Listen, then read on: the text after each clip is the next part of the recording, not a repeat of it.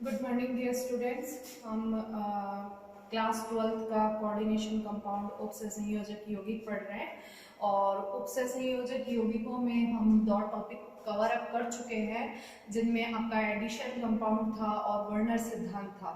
उसके बाद हमारे जो कोऑर्डिनेशन कंपाउंड है उपसय संयोजक यौगिक हैं उनसे रिलेटेड कुछ परिभाषाएं चल रही थी और उन परिभाषाओं में भी हम दो परिभाषाएं देख चुके थे, केंद्रीय धातु परमाणु की और लिगेंड की। लिगेंड क्या होते हैं, कितने प्रकार के होते हैं, वो सारी चीजें हम देख चुके थे। अब कुछ लिगेंड अलग से भी होते हैं, मतलब उनके नाम कुछ अलग होते हैं, डिफरेंट होते हैं। आज हम उनको देख लेते हैं।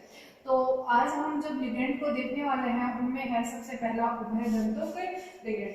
तो उभयदंतुक लिगेंड में होते क्या है, सबसे पहले मैं आपको ये बता देती हूँ। उभयदंतुक लिगेंड, देखो बच्चों, उभयदंतुक लिगेंड जो होंगे वो नॉर्मल कंपाउंड की तरह ही दिखेंगे। कहने का मतलब नॉर्मल यौगिक ही होगा और उसके पास जो दाता साइट होंगी वो कितनी होंगी, एक से ज्यादा होंगी। कहने का मतलब जब जनरली हम बात करते हैं तो वो दाता साइट कितनी होती है, दो होती है, एक से ज्यादा होती है। लेकिन वो एक साथ में उन दोनों दाता साइट से क्या नहीं करते, बंद नहीं बनाते। डिफरेंस ये है कि उनके पास दाता साइट दो है। जैसे हमने द्वितंतुकता देखी थी, तो द्वितंतुकता जो देखी थी हमने, लिगेंड में पार्ट देखा था हमने बाइडेंटेट का। तो उस बाइडेंटेट में हमने क्या देखा था कि कुछ कंपाउंड ऐसे होते हैं जिनके पास दाता साइट कितनी होती है, दो होती है। जैसे हमने EM की बात की थी, एथेन 1,2 डाइएमीन की, जो इस तरह से था CH2 NH2 और इधर भी क्या, NH2। इस तरह का कंपाउंड था जिसमें ये दो दाता साइट्स थी और यहाँ से क्या बना रहा था, बंद बना रहा था। क्लियर है। लेकिन यहाँ जो होगा उस यौगिक में भी दो दाता साइट तो होंगी, लेकिन ये तो क्या करता है, एक साथ में इन दोनों से बंद बना देता है। कुछ यौगिक ऐसे होते हैं जो एक साथ में बंद नहीं बना सकते। एग्जाम्पल के बेसिस पे अगर हम समझे तो एक एग्जाम्पल लेते हैं नाइट्रेटो का। ये हमारा नाइट्रेटो है ना, या नाइट्राइटो है।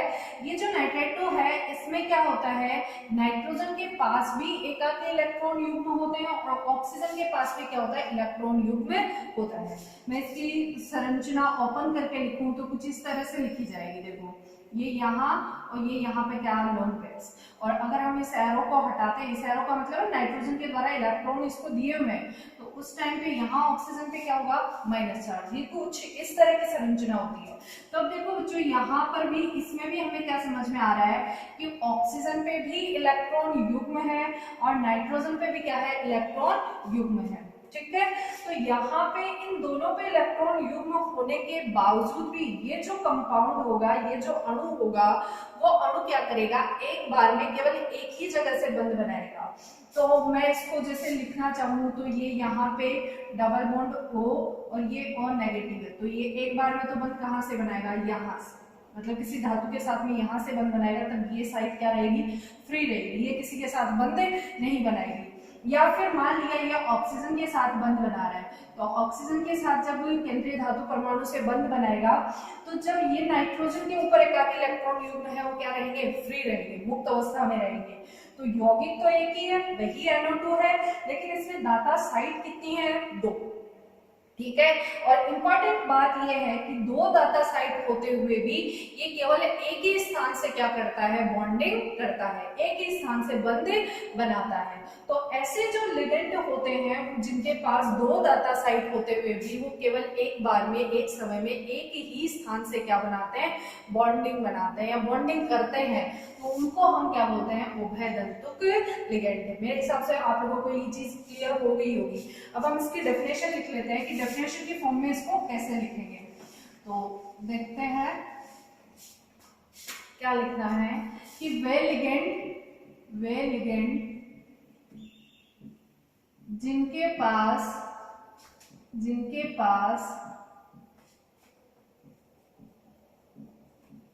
दो या दो से अधिक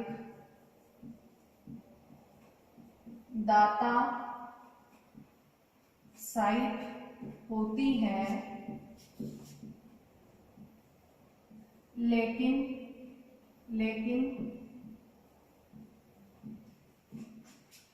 एक समय में लेकिन एक समय में केवल एक ही डाटा साइट से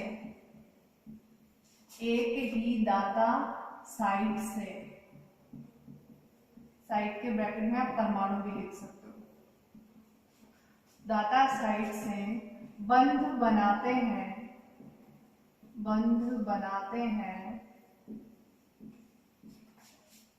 उभय दंतुक लिगेंड कहलाते हैं। उभय दंतुक लिगेंड कहलाते हैं। क्या कहलाते हैं? उभय दंतुक लिगेंड कहलाते हैं। क्लियर है? अब हम इसके कुछ एग्जांपल्स हैं वो लिख लेते हैं। जैसे M है वो NO2 के साथ भी बंध बनाता है और M है वो O के साथ भी बंध बनाता है, तो उसको हम NO2 भी लिखते हैं या ONO भी लिखते हैं। ठीक है, यहाँ इसका नाम हो जाता है नाइट्राइटो या नाइट्रिटो N, क्योंकि बॉन्डिंग कौन से परमाणु के साथ है? नाइट्रोजन के साथ। और इस कंपाउंड में क्या है? नाइट्रिटो को। जनरली यही कंपाउंड लिखा हुआ होता है, सामान्यतः ये लिखा हुआ होता है। क्लियर है? इसको हम क्या बोलते हैं? नाइट्रिटो को। क्लियर? इसके बाद हम कुछ और एग्जांपल भी ले सकते हैं, जैसे साइनाइटो है, Cn, मतलब Cn की बॉन्डिंग मेटल के साथ, केंद्रीय धातु परमाणु के साथ, या फिर Cn में दूसरा इसका जो उभय दंतुक लिगेंड होगा Nc होगा। इसी तरह से हम बोल सकते हैं SCN है, थायोसाइनाइटो है, और थायोसाइनाइटो का दूसरा उभय दंतुक लिगेंड क्या होगा? NCS होगा, आइसोथायोसाइनाइटो होगा। क्लियर है? तो एग्जाम में देखो यहाँ से बच्चों कौन सा क्वेश्चन आएगा कि या तो ये पूछेंगे कि NO2 और कौन से उभय दंतुक लिगेंड है, जैसे NO2 ONO है, Cn और Nc है, यहाँ बीच में एंड लगा दीजिए, ज्यादा बढ़िया रहेगा। Cn और Nc है, SCN और NCS है। क्लियर है? और इनके नाम मैंने अभी इसलिए नहीं लिखा है क्योंकि ये कॉमन नाम है और सीधा हमें डायरेक्टली पता चल रहा है बॉन्डिंग किसके साथ है? सल्फर के साथ, नाइट्रोजन के साथ, कार्बन के साथ। इस तरह के कंपाउंड में डायरेक्टली पता नहीं चलता, इसलिए मैंने सीधा नीचे नाम लिख दिया नाइट्रिटो O का मतलब अगर बॉन्डिंग इस तरह से भी है तो हम समझ जाएंगे कि अगर नाम ये लिखा हुआ है तो उसकी बॉन्डिंग किसके साथ है? ऑक्सीजन के साथ। क्लियर है? या फिर अगर नाम नहीं लिखा हुआ होगा तो डेफिनेटली हमें ये दिया हुआ होगा, ये पार्ट ONO, तो ONO में ऑक्सीजन की बॉन्डिंग होगी तो हम समझ जाएंगे कि उभय दंतुक लिगेंड क्या है, यहाँ पे कौन सा परमाणु उभय दंतुक लिगेंड की फॉर्म में है? ऑक्सीजन और नाइट्रोजन। क्लियर है? तो अब उसके बाद ये हमारा सिंपल सा टॉपिक था जो कंप्लीट हो चुका है। क्या? उभय दंतुक लिगेंड। डेफिनेशन सिंपल सी थी कि ऐसे लिगेंड होंगे जिनके पास डाटा साइट तो 2 या 2 से ज्यादा होगी, लेकिन एक बार में क्या करेंगे? एक ही डाटा साइट से क्या करेंगे? बंधन करेंगे, बंध बनाएंगे केंद्रीय धातु परमाणु के साथ। तो एक ही डाटा साइट से बंध बनाएंगे तो ऐसे लिगेंड को हम क्या बोलेंगे? उभय दंतुक लिगेंड बोलेंगे। क्लियर है? अब नेक्स्ट इसमें जो डेफिनेशन आती है वो किलेटिक लिगेंड की आती है, तो हम नेक्स्ट डेफिनेशन लिखते हैं किलेटिक लिगेंड या किलेट लिगेंड।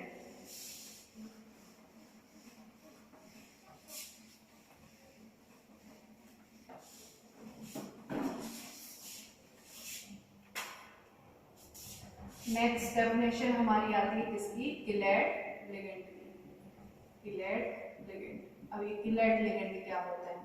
देखो ये भी क्या होंगे? एक तरह से बहुदंतुक लिगेंड होंगे। हम यहाँ पे डायरेक्टली ये नहीं बोलेंगे वे लिगेंड, हम बोलेंगे वे बहुदंतुक लिगेंड, क्योंकि इन लिगेंड्स में क्या होंगे? 2 या 2 से अधिक डाटा साइट होंगी। ठीक है, तो जैसे हमने एथिलीन डाइअमीन को देखा था, EN को देखा था, अभी मैंने उसका फॉर्मूला भी लिखा था, वापस लिख देती हूँ।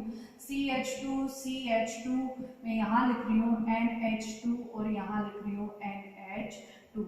ये नाइट्रोजन पे भी लोन पेयर है और ये नाइट्रोजन पे भी लोन पेयर है। ठीक है, ये क्या करेगा? एक साथ में, जैसे उभय दंतुक लिगेंड थे उनके पास डाटा साइट तो थी लेकिन एक बार में एक जगह से ही बंध बना रहे थे, ये क्या करेंगे? एक साथ में बंध बनाएंगे। तो जब एक साथ में बंध बनाएंगे तो ये मान लिया हमारा कोई केंद्रीय धातु परमाणु है और उस केंद्रीय धातु परमाणु के साथ इस बहुदंतुक लिगेंड ने क्या बना लिए? बंध बना लिए। तो बहुदंतुक लिगेंड जब केंद्रीय धातु परमाणु के साथ बंध बनाता है तो बंध बनाने से एक वलय का निर्माण हो जाता है। बन रही है वलय। तो अब ये वलय बनने के बाद ये जो लिगेंड है, जो बहुतंतुक लिगेंड है, वही हमारा क्या कहला रहा है, किलेट लिगेंड कहला रहा है। क्या कहला रहा है, किलेट लिगेंड। और किलेट लिगेंड के जुड़ने के बाद जो हमारा संकुल बनता है, कहने का मतलब अगर मैं इसको लिखूं En का होल थ्राइस, यहाँ पे मान लिया कोई 3+, ठीक है। तो ये जो MEN का होल थ्राइस है, मतलब En एथिन 1,2-डाइएमीन जो है, वो 1,2-डाइएमीन का यौगिक किसके साथ क्या बना रहा है, वलय बना रहा है किलेट लिगेंड की फॉर्म में। तो ये इस तरह का जो संकुल यौगिक है वो क्या कहलाएगा, किलेट संकुल कहलाएगा। क्लियर है, क्या कहलाएगा, किलेट संकुल। और ये जो किलेट संकुल होते हैं उनका स्थायित्व है अन्य की तुलना में क्या होता है, अधिक होता है। अन्य जो एक दंतुक लिगेंड जुड़े हुए रहते हैं उनकी तुलना में क्या होता है, अधिक होता है। क्यों होता है, क्योंकि हम इसको एंट्रोपी के बेसिस पे वैसे समझ सकते हैं। एंट्रोपी मतलब अव्यवस्था, अव्यवस्था के बेसिस पे समझ सकते हैं कि जैसे ही ये जुड़ जाते हैं, किलेट लिगेंड जुड़ जाते हैं, यहाँ पे इनकी एंट्रोपी बढ़ जाती है। एंट्रोपी मतलब कुछ जगह पे ये रहेंगे, ये इस तरह से जुड़े हुए रहते हैं, तो यहाँ पे इनको बॉन्डिंग करने में क्या होती है, प्रॉब्लम होती है। और प्रॉब्लम करने से इनकी अव्यवस्था या एंट्रोपी जो होती है वो बढ़ जाती है। और एंट्रोपी बढ़ने से ये जो संकुल यौगिक होंगे जो एक दंतुक लिगेंड से बने हुए होते हैं उनकी तुलना में क्या होंगे, अधिक स्थायी होंगे। क्लियर है। तो ये हमारी बात होगी किसकी, किलेट लिगेंड की। तो किलेट लिगेंड की भी डेफिनेशन मैं आपको लिखवा देती हूँ। नेक्स्ट हमें जो लिखनी है, क्या लिखना है इसमें, कि वे बहुदंतुक लिगेंड, वे बहुदंतुक लिगेंड, वे बहुदंतुक लिगेंड जो एक समय में दो या दो से अधिक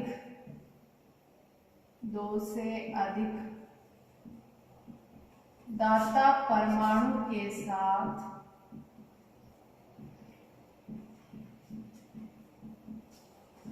केंद्रीय धातु परमाणु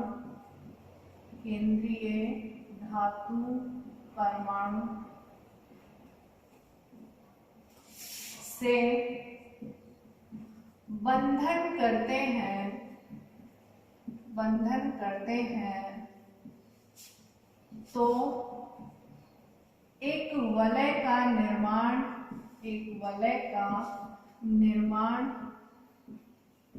कर लिया जाता है।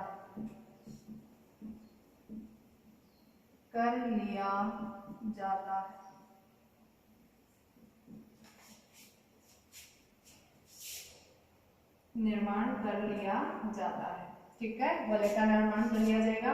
यह वलय किलेट वलय एवं लिगेंड किलेट लिगेंड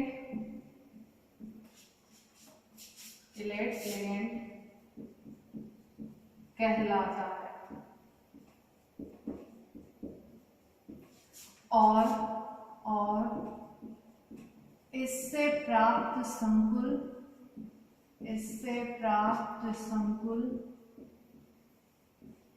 किलेट संकुल कहलाता है।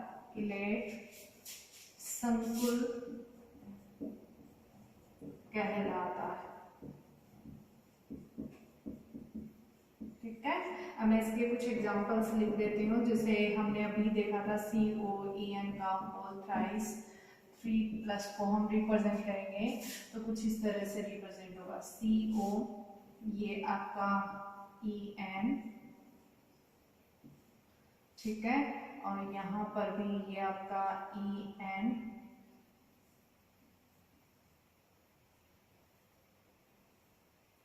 और ये आपका एक और E,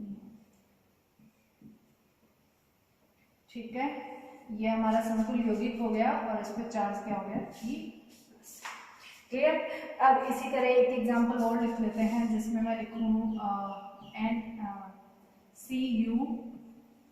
CuOX का होल थ्राइस, OX मतलब ऑक्सिलेट का होल थ्राइस, और यहाँ पे चार्ज हो जाएगा इस पे -3। क्लियर? तो इसको हम लिखेंगे तो ये भी कुछ इसी तरह से लिखा जाएगा, Cu, ये OX और ये भी OX,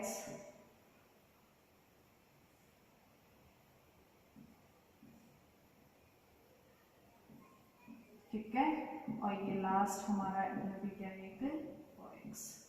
तीन ही जुड़े हुए, तो तीन में इस तरह से बॉन्डिंग कितनी हो जाएगी, 6, क्योंकि यहाँ पर भी ऑक्सिलेट हम पढ़ चुके हैं, कौन सा था, COO माइनस द्वितंतुक लिगेंड है। तो ये ऑक्सीजन और ये ऑक्सीजन क्या है, दाता साइट है या दाता परमाणु है। तो एक ही कंपाउंड में कितनी दाता साइट है, 2, और दोनों एक साथ में बंध बना रही है। तो मैंने OX लिख करके इस तरह से दोनों दाता साइट को रिप्रेजेंट कर दिया है, और ये हो गया 3-। तो ये जो संकुल बने हैं कौन से संकुल है, किलेट संकुल। और यहाँ पे जो लिगेंड जुड़े हुए हैं, जैसे EN जुड़ा हुआ है तो लिगेंड क्या है, किलेट लिगेंड। OX जुड़ा हुआ है तो OX भी कौन सा लिगेंड है, किलेट लिगेंड।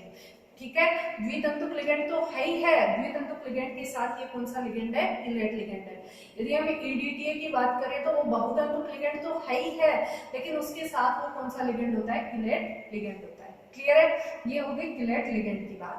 अब इसके बाद जो नेक्स्ट पॉइंट्स हैं, एक साथ में मुझे पता है बहुत लंबा चौड़ा हो जाता है, तुम लोग पूरा देख भी नहीं पाते, उतना टाइम भी नहीं मिल पाता है, क्योंकि सारी क्लासेस एक साथ में हो जाती हैं।